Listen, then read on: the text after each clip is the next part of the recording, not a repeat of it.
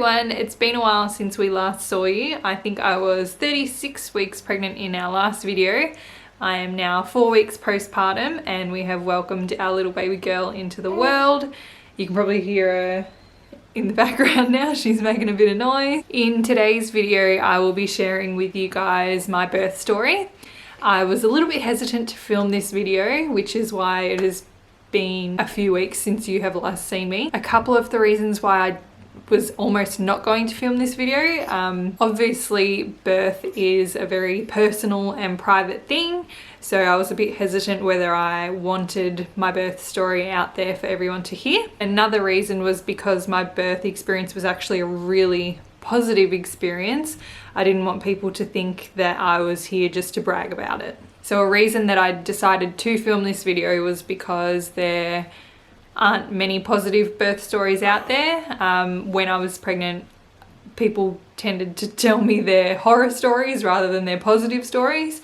So I just wish that there was more positivity out there regarding birth and labour, because it really is an amazing experience. For me it was anyway, and I just wanted to share that with you guys. Plus, being so far away from friends and family, I also thought that this would be a good opportunity to let them all know how it went. So I was 39 weeks and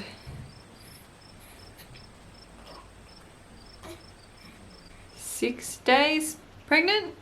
AJ and I were watching a movie in bed, and then it was about midnight, and literally as soon as the movie finished I felt like a tightening, and I was like, oh, what was that? But didn't really think much of it. And then about 15 minutes later it happened again.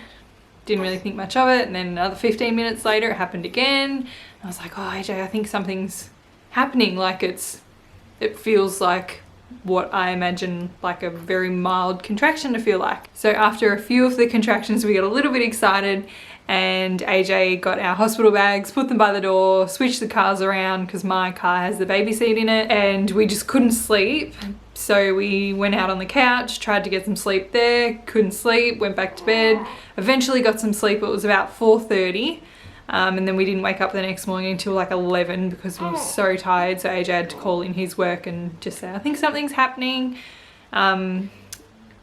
And I called our midwife and just said I've been having contractions about 10 to 15 minutes apart since last night. She was like, okay, great, just give me a call when they get to 5 minutes apart for an hour. So the contractions fizzled out. Unfortunately, they just kind of stopped. So I walked around to mum's, tried to be active, to try and get them going again. And my midwife called and she was like, oh, so I guess they've fizzled out. And I was like, unfortunately they have. So she said she would come around that day and just make sure everything was okay. That was my due date actually. I was 40 weeks on that day. So she came around in the afternoon, just checked my tummy. She was fine. She was still sitting low, right way around, all that kind of stuff. Her heart rate was fine, so she wasn't stressed out or anything. And she asked me if I wanted to be checked to see if I was dilated, and I thought, why not? So she checked me and I was only about 1 centimeter. So we just had to wait it out pretty much. So anyway, that night rolls around and my contractions start up again, and this time they're like quite intense. Oh, well, compared to what was coming, I thought they were quite intense. So I had to get in the shower and for a bit of pain relief. Hey, you talking to mummy? Are you talking to mummy? So I got in the shower just to help with the pain a little bit. It was more starting in the front and then going around to the back. If you've had contractions, you'll know what I mean. So the shower and the warm water really helped with the back pain. So yeah, my contractions when I was in the shower were about 6 minutes apart. So we were like, yes, something might be happening. Got out of the shower and they fizzled out again.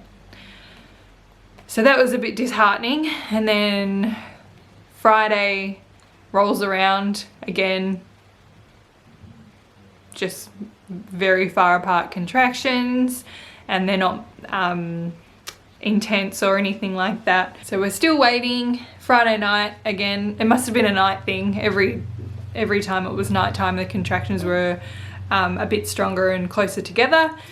So Friday night comes, contractions are closer together and a little bit stronger, but still like nothing, and was able to sleep through the night. And come Saturday, so Saturday morning at about 11 a.m. I started to have contractions that were 6 minutes apart, and they were getting more intense, whereas the other ones, they just, like, the intensity of it stayed the same. So from about 11 until maybe 4, oh bless you, bless you. Another one? No? Good? Cool.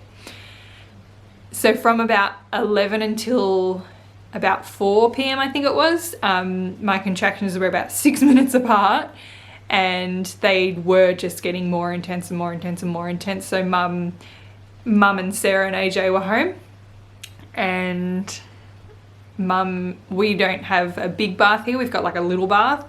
So mum said that she will run me a bath just to help with the pain and to relax me a little bit, because I was pretty tired and just kind of getting over it at this stage, because I hadn't had any sleep for the past 3 nights and I was just constantly contracting with nothing happening.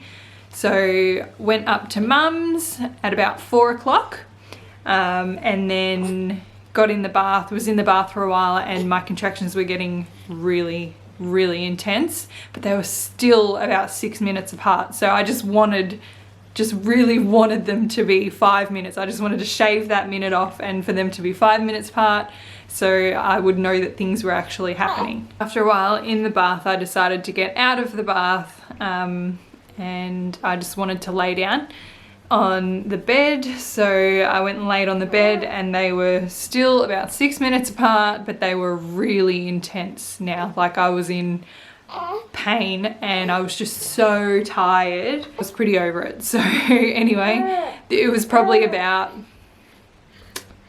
like around 9:30 now, and mum was like, that's it, get up, walk around, gravity might help. So got up off the bed and started walking around, and within seconds my contractions were 2 minutes apart. So I'd skipped 5, 4, 3 and went straight from 6 minutes to 2 minutes apart, and they were intense. After about half an hour of 2-minute contractions, AJ thought, shit, I better call the midwife because we probably can't wait another half an hour. So we called our midwife and she said, yep, meet you at the hospital. We got in the car at about 10:15 at night.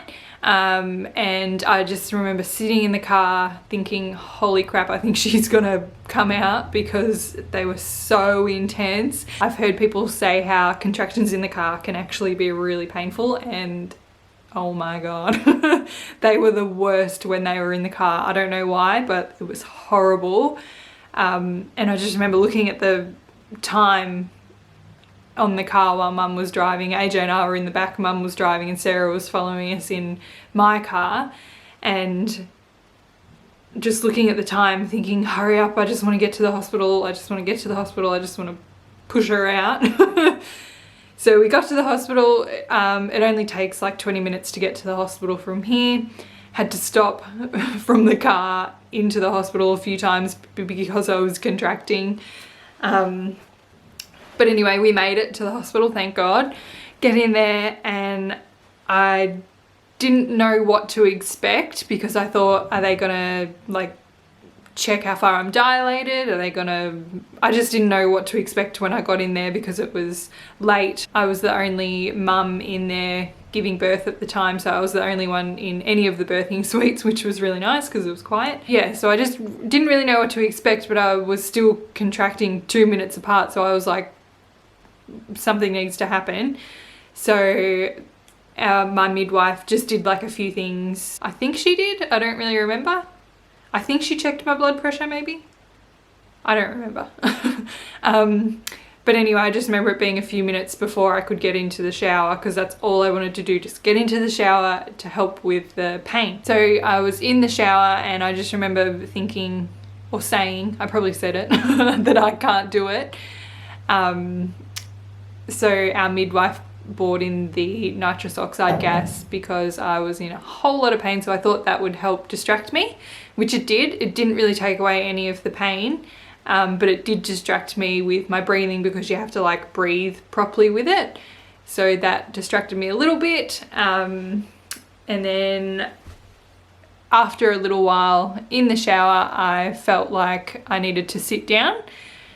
So when it came that time to sit down, I don't know if I asked for it or if Anne, our midwife, suggested it, but I ended up getting in the bath, which I wanted to do. I wanted to get in the bath to help with my pain relief because I was sick of standing up in the shower. I wanted to sit down to help with pain relief.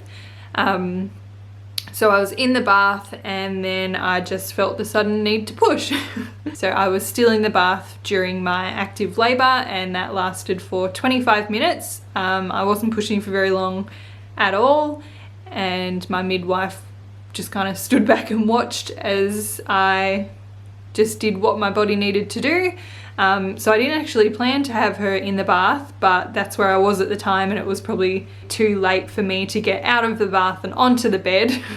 So I was in the bath pushing, and I honestly wouldn't have had it any other way. After having her in the bath, I can't imagine having to push her out on a bed. The bath just helped so much with the pain. I didn't have any gas while I was in the bath. I didn't have an epidural.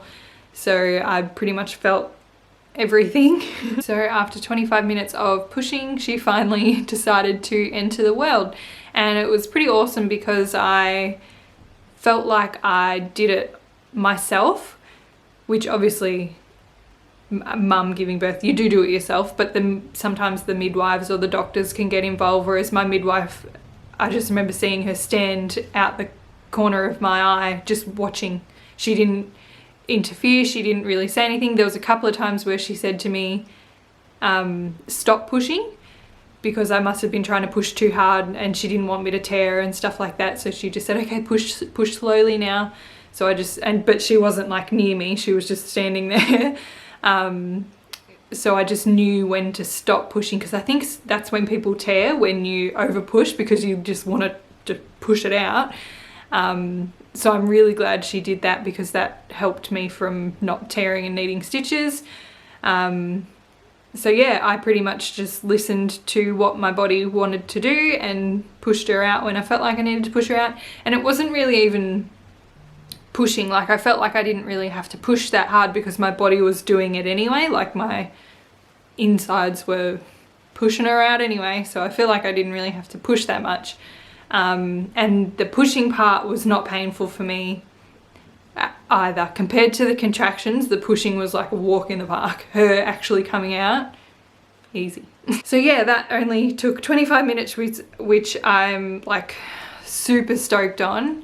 It was such an awesome experience to be able to feel it and to feel my body doing all of that.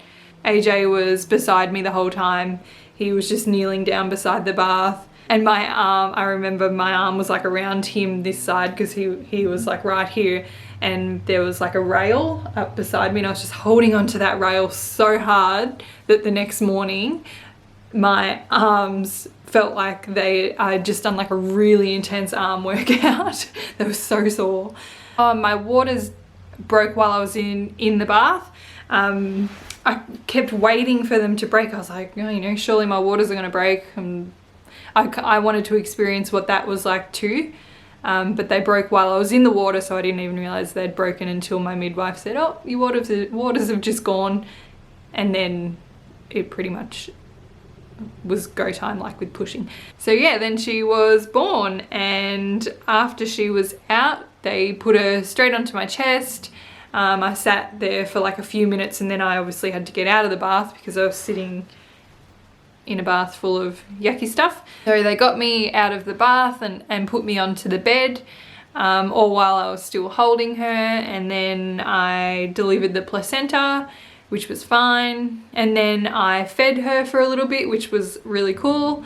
And then after a while, I think it was probably maybe like an hour or so of her like skin to skin and feeding, they went and just like checked her, weighed her, measured her and all that stuff, and I went into the shower, had a shower, and then yeah, that's it. So yeah, that's pretty much the story, and it was a really, really good experience. I'm so happy with the hospital. I'm so happy with my midwife, like so happy with my midwife. Really happy with my body. I'm just very proud of myself and her and AJ and Mum and Sarah just for being awesome. And yeah, I honestly have not a negative thing to say about how it went. I love the fact that I didn't have to have an epidural. I love the fact that I had a water birth. I love the fact that I stayed at home for so long and was only in the birthing suite for like 2 hours, and my active labour was only 25 minutes. Like, I feel like I'm bragging saying all of this, but it honestly was amazing, and I don't want anyone to think that I'm bragging, because I wish that I had have heard this kind of story when I was pregnant, because you don't really hear many positive birthing stories. And I feel like it would just make you feel a little bit more confident and not as scared going into it. So if you are scared of birth, don't be scared. Your body knows what it's doing. You can do it. And I 100% can't wait to do it again.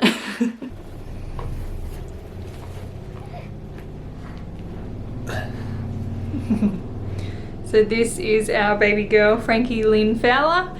She was born at 12:55 a.m. on the 19th, Sunday the 19th of May. Just missed out, Sarah. Just missed out. We had like a calendar going of when people thought she would arrive, and Sarah and a few other people put the 18th, and she arrived 55 minutes after the 18th. So sorry, Sarah. My granddad actually guessed the 19th. I think it was who the other one. No, your mum. No, Mum. Yeah. Mum guessed the 19th, so she's the winner. She was the only one.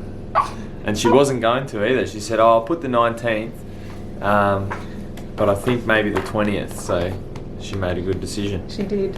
So she missed her due date by 2 days and 55 minutes. She was 40 weeks and 3 days gestational.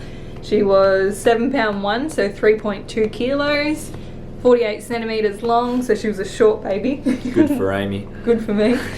She's been really good. She's been sleeping lots, feeding lots, growing lots, moving lots, trying to talk lots, experimenting with every facial expression under the sun. Sometimes it's like a massive smile and straight into like crying. And she's 4 weeks old today. Hey, and we're disturbing you, aren't we? Sorry. Front on shot here, the sleepy baby. Say, "Mama, stop." I'm trying to sleep, lady.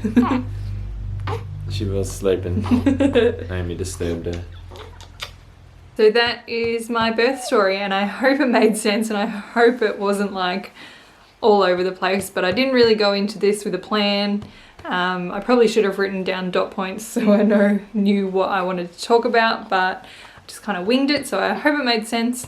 And I hope you enjoyed it. We plan to start making more videos now that we're kind of in the swing of things. I just wanted to have a few weeks of just enjoying her and getting into the new mum life, which has been amazing. Thanks guys for watching. I'll see you again soon in another video. If you have any requests of what you would like to see, maybe like a Q&A or I don't know, anything, just let me know, and I will see you all in the next video. Bye guys. Hey everyone, so it's been stop saying so. Are you doing a poo? I think you're doing a poo. Sorry. Somebody's awake. Say hello.